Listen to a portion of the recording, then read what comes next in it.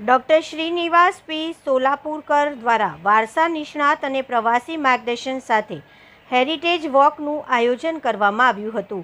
શહેરના હેરિટેજ વારસાને ધ્યાનમાં રાખીને કરવામાં આવતી કામગીરી સંદર્ભે લોકોને હેરિટેજ વારસાની જાણકારી મળી રહે અને પ્રવાસીઓ પણ આકર્ષાય તે માટે શહેરમાં આવેલા હેરિટેજ સ્થળોની ઓળખ અને ઐતિહાસિક માહિતી મળે તે સંદર્ભે હેરિટેજ વોકનું આયોજન કરવામાં આવ્યું હતું, જેમાં 50થી વધુ લોકો જોડાયા હતા.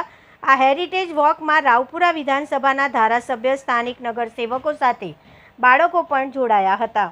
હેરિટેજ સ્થળ ઉપર સાઇનેજ મૂકીને તેના ઉપર સ્થળની વિગતો અને તેનું ઐતિહાસિક મહત્ત્વ સમજાવ્યું હતું. આ હેરિટેજ વોક કોઠી કચેરી, મહારાજા જયસિંહ રાવ પુસ્તકાલય, રેકોર્ડ રૂમ, રેકોર્ડ ટાવર, આર્ક્યુએસ કોઠી, સૂર્યનારાયણ મંદિર, ત્રંબકેશ્વરવાડા, મજમુનદારવાડા, ભાસ્કર વિઠ્ઠલવાડા, મનકરાઓ વ્યાયામશાળા, કલાભુવન, મહર્ષિ અરવિંદ નિવાસ ખાતે સમાપ્ત થઈ હતી. વધુમાં ડૉક્ટર શ્રીનિવાસ પી સોલાપુરકરે જણાવ્યું હતું કે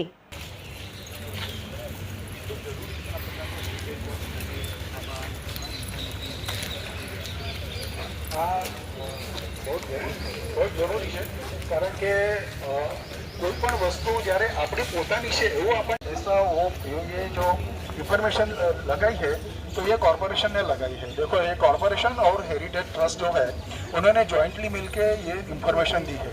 यानी ये भी कभी आप आकर पढ़ सकते हो.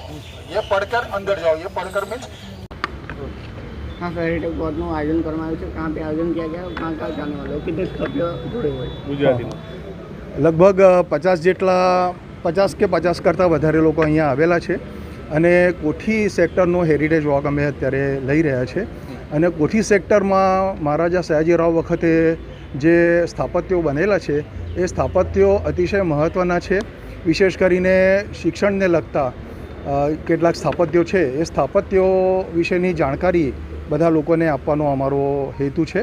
અને ત્યાર પછી બીજી ઘણી બધી જગ્યા, એટલે કે આ કોઠી કેમ્પસ જે છે એ થયા પછી સૂર્યનારાયણ બાગ છે, તાંબેકર હવેલી છે, મુજુમદારનો વાડો છે, ભાસ્કર વિઠ્ઠલનો વાડો છે, માણેકરાવ અખાડો છે, કલાભુવન છે.